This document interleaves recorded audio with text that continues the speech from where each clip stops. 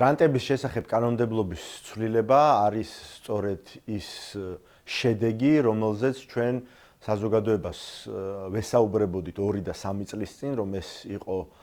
რუსული გზის გამეორება, იმ გზის, რომელიც პუტინის რუსეთმა გაიარა 2012 წლიდან, ივანიშვილის საქართველოში ეს ყველაფერი დაჩქარებული წესით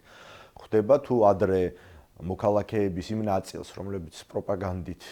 იკვებებიან და პროპაგანდით იქმნიან წარმოდგენას რეალობაზე, სჯეროდა, რომ ამას მხოლოდ და მხოლოდ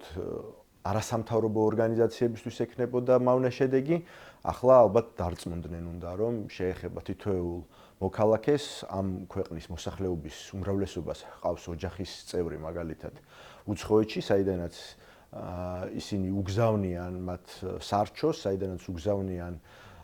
თანხას, 3.3 მილიარდი არის გზავნილები ყოველწლიურად საქართველოში საზღვარგარეთიდან. ყველა ადამიანი შეიძლება გახდეს ახლა ამ ფინანსური რეპრესიების მსხვერპლი, ყველას შეიძლება შეეზღუდოს ფუნდამენტური უფლებები, როგორც არის პოლიტიკური საქმიანობის უფლება, გამოხატვის, სიტყვის თავისუფლება. ფარისევლობა არის ამავდროულად, როდესაც ქართული ოცნების ლიდერები, როგორებიც არიან კობახიძე, პაპუაშვილი, სამხარაძე და სხვები, მოდიან არა მხოლოდ არასამთავრობო სექტორიდან, არამედ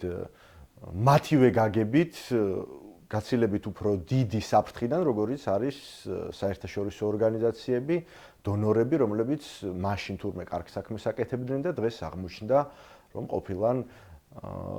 საქართველოს შიდა საქმეებში ჩამრევი მავნებლური ორგანიზაციები. ალბათ ამან მაინც უნდა გამოაფხიზლოს საზოგადოების ის ნაწილი, რომელიც ფიქრობს, რომ ეს არ არის რუსული გზა.